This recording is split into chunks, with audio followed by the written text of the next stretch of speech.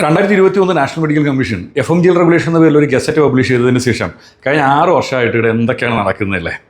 വേറൊന്നല്ല, ഇപ്പോൾ കറൻ്റിലി 2 ദിവസം മുമ്പ്, അതായത് 8-ാം തീയതി നമ്മുടെ കിർഗിസ്ഥാനിലുള്ള ഇന്ത്യൻ എംബസി അവരുടെ ഇൻസ്റ്റാഗ്രാം പേജിൽ വളരെ ഇമ്പോർട്ടൻ്റ് ആയിട്ടുള്ള ഒരു നോട്ടിഫിക്കേഷൻ ഇട്ടിട്ടുണ്ട്. കാര്യം വേറൊന്നല്ല, കിർഗിസ്ഥാനിലുള്ള 13 കോളേജുകൾക്ക് എന്തില്ല, അപ്രൂവൽ ഇല്ല. അതുകൂടാണ്ട് ആകെ 2-3 കോളേജുകൾക്ക് മാത്രമാണ് അടുത്ത 6 വർഷത്തേക്കുള്ള അപ്രൂവൽ ഉള്ളത്. ബാക്കിയുള്ള കോളേജൊക്കെ 1 വർഷത്തെ അപ്രൂവൽ മാത്രമേ ഉള്ളൂ. അപ്പോൾ കിർഗിസ്ഥാനിൽ പോകുന്നവർ സൂക്ഷിക്കണം. കിർഗിസ്ഥാനിൽ പോകുന്നവർ മാത്രമല്ല സൂക്ഷിക്കേണ്ടതെന്ന് പറഞ്ഞിട്ട് എന്ത് ചെയ്തിട്ടുണ്ട്, നാഷണൽ മെഡിക്കൽ കമ്മീഷൻ വീണ്ടും ഒരു വെടിപൊട്ടിച്ചിട്ടുണ്ട്. സംഭവം വേറൊന്നല്ലാതെ ഏപ്രിൽ മാസം 1-ാം തീയതി എന്ത് ചെയ്തിട്ടുണ്ട്, ഉസ്ബെക്കിസ്ഥാനിലുള്ള 3 കോളേജുകളിൽ പോയി പഠിക്കുന്നവർ ശ്രദ്ധിച്ച് വേണം പോകാനെന്ന് പറഞ്ഞിട്ട് എന്ത് ചെയ്തിട്ടുണ്ട്, ഒരു നോട്ടിഫിക്കേഷൻ ഇട്ടിട്ടുണ്ടായിരുന്നു. അതിനെ കൊളാബറേറ്റ് ചെയ്തുകൊണ്ട് ഹരിയാന മെഡിക്കൽ കൗൺസിൽ എന്ത് ചെയ്തിട്ടുണ്ട്, 2 ദിവസം മുമ്പ് വീണ്ടും ഒരു വെടിപൊട്ടിച്ചു. സംഭവം വേറൊന്നല്ല, NMC പറഞ്ഞിരിക്കുന്നത് പോലെ ഇനി ഈ പറഞ്ഞിരിക്കുന്ന 3 കോളേജിൽ പോയിട്ട് MBBS പഠിച്ചിട്ട് ഇങ്ങോട്ട് വരാണെങ്കിൽ ചിലപ്പം രജിസ്ട്രേഷൻ കിട്ടാൻ ബുദ്ധിമുട്ടായിരിക്കുമെന്നാണ് ഹരിയാന മെഡിക്കൽ കൗൺസിൽ പറഞ്ഞിരിക്കുന്നത്. ഇത് മാത്രമല്ല പ്രശ്നം, വീണ്ടും പ്രശ്നം വേറൊന്നല്ല. അതായത് നമ്മുടെ വിയറ്റ്നാമിലുള്ള ഇന്ത്യൻ എംബസി ഒരു നോട്ടിഫിക്കേഷൻ ഇട്ടിട്ടുണ്ട്. അതിനകത്ത് പറഞ്ഞിരിക്കുന്നതെന്ന് പറഞ്ഞാൽ വിയറ്റ്നാമിലുള്ള MBBSന്റെ ഡ്യൂറേഷൻ 7 വർഷമാണെന്നാണ്. അതായത് 6 വർഷത്തെ കോഴ്സും കഴിഞ്ഞ് 1 വർഷത്തെ ഇന്റേൺഷിപ്പ് കൂടെ ചെയ്താൽ മാത്രമേ എന്ത് ചെയ്യത്തുള്ളൂ, അവിടുത്തെ കോഴ്സ് കംപ്ലീറ്റ് ആകത്തുള്ളൂ എന്നാണ് പറഞ്ഞിരിക്കുന്നത്. ഫുള്ള് കൺഫ്യൂഷനാണ് അല്ലേ? സോ എനിഹൗ, ഇനി മുതൽ MBBS അബ്രോഡ് നിങ്ങൾ പോകുന്ന സമയത്ത് ഭയങ്കരമായിട്ട് കാര്യങ്ങൾ പ്രോപ്പർലി നോക്കിയിട്ട് പോയിട്ടില്ല എങ്കിൽ പണി കിട്ടാനായിട്ടുള്ള ചാൻസ് ഉണ്ട് എന്നാണ് പല തരത്തിലുള്ള ഇൻഫർമേഷൻസിലൂടെ ഇന്ത്യൻ എംബസികളും NMCയും പല ഗവൺമെൻറ് അതോറിറ്റീസും പറയുന്നത്.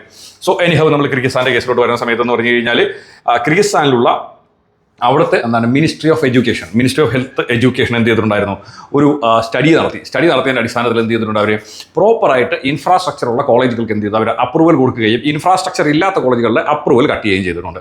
ഈ അപ്രൂവൽ കൊടുത്തിരിക്കുന്നത് തന്നെ 2 തരത്തിലാണ് കൊടുത്തേക്കുന്നത്. ചില കോളേജുകൾക്ക് എന്ത് ചെയ്തിട്ടുണ്ട്, അടുത്ത 6 വർഷത്തേക്ക് അപ്രൂവൽ കൊടുത്തിട്ടുണ്ട്. ചില കോളേജുകൾക്ക് ജസ്റ്റ് 1 വർഷത്തെ അപ്രൂവൽ കൊടുത്തിട്ടുള്ളൂ. അപ്പോൾ ഈ 1 വർഷത്തെ അപ്രൂവലുള്ള കോളേജുകളിൽ പോയി പഠിക്കുന്ന വിദ്യാർത്ഥികൾ എന്ത് ചെയ്യണം, 100% ശ്രദ്ധിക്കേണ്ടതുണ്ട്. കാര്യം അടുത്ത വർഷം അപ്രൂവൽ ഇല്ലെങ്കിൽ മേ ബി പ്രശ്നത്തിൽ പെടാനായിട്ടുള്ള സാധ്യതയുണ്ട്.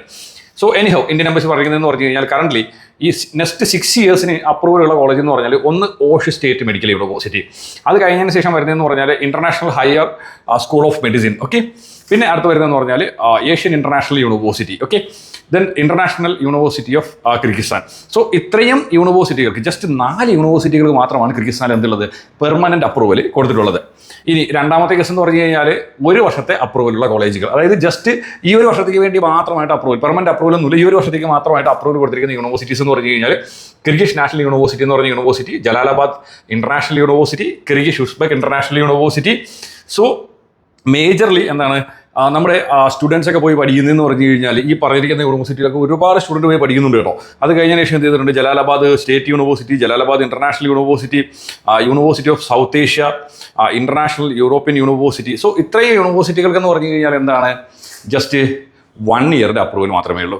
ഇനി ഇവിടെയും വലിയ കൺഫ്യൂഷൻ നിലനിൽക്കുന്നുണ്ട്. ഇതിനകത്ത് പല കോളേജുകളിലും 5 ഇയർ കോഴ്സും പറയുന്നുണ്ട്, 6 ഇയേഴ്സ് കോഴ്സും പറയുന്നുണ്ട്. അപ്പോൾ ഇതിൽ ഏത് കോഴ്സിലാണ് നമ്മുടെ കുട്ടികൾ പോയി പഠിക്കുന്നു എന്നുള്ള കാര്യം ഇതിനകത്ത് മെൻഷൻ ചെയ്തിട്ടില്ല. സോ എന്തായാലും അതിനെക്കുറിച്ച് നമ്മുടെ വിദ്യാർത്ഥികളൊന്ന് കെയർ ആവേണ്ട കാര്യമുണ്ട്. ദെൻ നെക്സ്റ്റ് തിങ് എന്ന് പറഞ്ഞു കഴിഞ്ഞാൽ 13 യൂണിവേഴ്സിറ്റികളുടെ നെയിം ഇങ്ങനെ വലിയ ബ്ലോക്ക് ലെറ്റേഴ്സിൽ തന്നെ എന്ത് ചെയ്തിട്ടുണ്ട്, ഇന്ത്യൻ എംബസി പറഞ്ഞിട്ട് ഈ പറഞ്ഞിരിക്കുന്ന കോളേജുകൾക്കൊന്നും തന്നെ അപ്രൂവൽ ഇല്ല, അവിടെ പോയി പഠിക്കേണ്ട എന്നാണ് എന്ത് ചെയ്തിരിക്കുന്നത്, എംബസി ഇട്ടിരിക്കുന്ന നോട്ടിഫിക്കേഷനിൽ പറഞ്ഞിരിക്കുന്നത്. കാര്യം വേറൊന്നല്ല, നമ്മുടെ നാട്ടിൽ നഴ്സിംഗ് കോളേജ് നടത്തുന്ന അതേ ഫെസിലിറ്റിയിലൊക്കെ ആയിരുന്നത് ഈ പറഞ്ഞ കോളേജുകളൊക്കെ റണ്ണായിക്കൊണ്ടിരുന്നത്.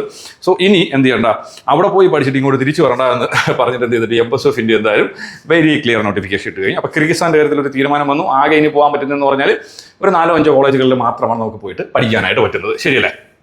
ദെൻ ഞാൻ നേരത്തെ പറഞ്ഞ പ്രശ്നം വിയറ്റ്നാമുമായിട്ട് ബന്ധപ്പെട്ട പ്രശ്നം. സോ വിയറ്റ്നാമിൻ്റെ എംബസിയുടെ സൈറ്റിൽ, വിയറ്റ്നാമിലുള്ള ഇന്ത്യൻ എംബസിയുടെ വെബ്സൈറ്റിലോട്ട് ജസ്റ്റ് ഒന്ന് കയറുന്ന സമയത്ത് തന്നെ എന്ത് ചെയ്തിട്ടുണ്ട്, ഒരു പോപ്പപ്പ് നോട്ടിഫിക്കേഷൻ പോലെ വളരെ ഇമ്പോർട്ടൻ്റ് ആയിട്ട് എന്ത് ചെയ്തിട്ടുണ്ട്, ആ ഒരു നോട്ടിഫിക്കേഷൻ ഇട്ടിട്ടുണ്ട്.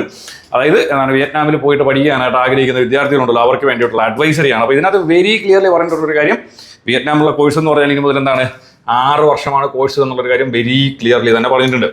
അത് കൂടാണ്ട് പിന്നെ പറഞ്ഞിരിക്കുന്നതെന്ന് പറഞ്ഞാൽ അത് കഴിഞ്ഞതിന് ശേഷം 12 മാസം എന്ത് ചെയ്തിട്ടുണ്ടായിരിക്കണം, ഇന്റേൺഷിപ്പ് കൂടെ ചെയ്തിട്ടുണ്ടാവണം എന്നാണ് പറഞ്ഞിരിക്കുന്നത്. ഓക്കെ, അങ്ങനെയാണെങ്കിൽ മാത്രമേ എന്ത് ചെയ്യത്തുള്ളൂ, NMC പറഞ്ഞിരിക്കുന്ന കണ്ടീഷൻസ് മീറ്റ് ആവത്തുള്ളൂ. സോ 6 വർഷത്തെ കോഴ്സ് പ്ലസ് 1 വർഷത്തെ ഇന്റേൺഷിപ്പ് എന്തായി, ടോട്ടൽ 7 ഇയേഴ്സ്. അപ്പോൾ വിയറ്റ്നാമിൽ പോയി പഠിക്കുന്ന വിദ്യാർത്ഥിയെ സംബന്ധിച്ച് ടോട്ടൽ 7 വർഷം പഠിച്ചാൽ മാത്രമേ എന്ത് ചെയ്യാൻ പറ്റത്തുള്ളൂ, തിരിച്ച് ഇന്ത്യയിൽ വരാൻ പറ്റത്തുള്ളൂ. അപ്പോൾ MBBS കംപ്ലീറ്റ് ചെയ്യാൻ മിനിമം ഒരു 10 വർഷം സമയം എടുക്കും. ശരിയല്ല? ഇന്റേൺഷിപ്പ് കഴിഞ്ഞു, തിരിച്ച് ഇവിടെ വന്ന് എന്ത് ചെയ്തു, ഇവിടുത്തെ FMG എക്സാം കൊടുത്തു. അത് കഴിഞ്ഞതിന് ശേഷം വീണ്ടും എന്ത് ചെയ്യണം, ഇവിടുത്തെ ഇന്റേൺഷിപ്പൊക്കെ കഴിഞ്ഞ് വരും. മിനിമം 8-9 വർഷമെങ്കിലും വിയറ്റ്നാമിനെ സംബന്ധിച്ചിട്ടാവും. സോ ദയവ് ചെയ്ത് വിയറ്റ്നാം പോലുള്ള രാജ്യങ്ങളിൽ പോകുന്ന വിദ്യാർത്ഥികൾ പ്രോപ്പർലി ശ്രദ്ധിച്ചതിന് ശേഷം മാത്രം പോവുക.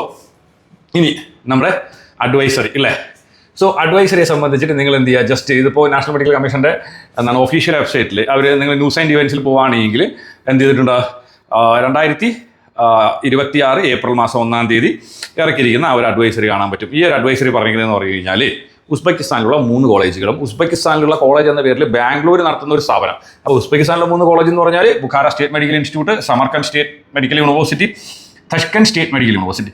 ഈ പറയുന്ന 3 കോളേജിൽ പോയിട്ട് MBBS പഠിക്കുന്ന വിദ്യാർത്ഥികൾ അവിടെ FMGL റെഗുലേഷൻ പ്രോപ്പർലി മീറ്റ് ചെയ്യുന്നുണ്ടോ എന്നുള്ള കാര്യമൊക്കെ ചെക്ക് ചെയ്യണം. NMC പഠിച്ചതിൻ്റെ അടിസ്ഥാനത്തിൽ അവിടെ FMGL റെഗുലേഷൻ ഒന്നും പ്രോപ്പർലി മീറ്റ് ചെയ്യുന്നില്ല, ക്ലിനിക്കൽസും കാര്യങ്ങളൊന്നും പ്രോപ്പർ അല്ല എന്ന രീതിയിൽ എന്ത് ചെയ്തിട്ടുണ്ട്, വെരി ക്ലിയർ ആയിട്ടുള്ള ഒരു നോട്ടിഫിക്കേഷനാണ് ഇട്ടിരിക്കുന്നത്. അത് കഴിഞ്ഞ ശേഷം വേറൊരു കാര്യം പറയുന്നത് TIT institute of medical science എന്ന പേരിൽ എന്ത് ചെയ്തിട്ടുണ്ട്, ബാംഗ്ലൂരിൽ തഷ്കന്റ് സ്റ്റേറ്റ് മെഡിക്കൽ യൂണിവേഴ്സിറ്റിയുടെ ടർമീസ് ബ്രാഞ്ചിൻ്റെ ഒരു ഓഫ് ഷോർ ക്യാമ്പസ് റൺ ചെയ്യുന്നുണ്ട്. അതെന്താണ്, ശുദ്ധ പറ്റിപ്പാണ്.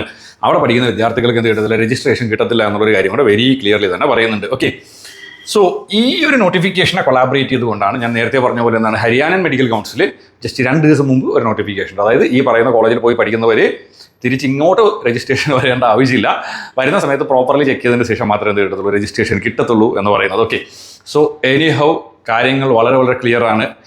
നമ്മുടെ ഗവൺമെൻറ് സൈഡിൽ നിന്ന് വിദേശത്ത് പോയിട്ട് മെഡിക്കൽ പഠനം ആഗ്രഹിക്കുന്ന വിദ്യാർത്ഥികൾക്ക് വേണ്ടി വളരെ ഇൻഫോർമേറ്റീവ് ആയിട്ടുള്ള കാര്യങ്ങളാണ് എന്ത് ചെയ്യുന്നത്, ഗവൺമെൻറ്റും നമ്മുടെ എംബസി ഓഫ് ഇന്ത്യയൊക്കെ ഇടുന്നത്. Okay, so any how embassy of ഇന്ത്യയും ഗവൺമെൻറ് ഓഫ് ഇന്ത്യയൊക്കെ പറയുന്ന കാര്യങ്ങൾ പ്രോപ്പർലി നോക്കിയതിന് ശേഷം മാത്രം എന്ത് ചെയ്യുക, യൂണിവേഴ്സിറ്റീസ് ചൂസ് ചെയ്യുക. അത് കാരണം വേറെ ഒന്നല്ല, നമുക്ക് ഒരുപാട് യൂണിവേഴ്സിറ്റീസ് അവൈലബിൾ ആണ്. ഇപ്പോൾ ഉസ്ബെക്കിസ്ഥാൻ എടുക്കുകയാണെങ്കിൽ 14-15 ഗവൺമെൻറ് യൂണിവേഴ്സിറ്റീസ് ഉണ്ട്. എന്തുകൊണ്ട് എന്നാണ് ഇത്തരത്തിലുള്ള യൂണിവേഴ്സിറ്റികൾ നമ്മൾ പോകുന്നത്, നമുക്ക് വേറെ ഓപ്ഷൻസ് അവൈലബിൾ ആണ്.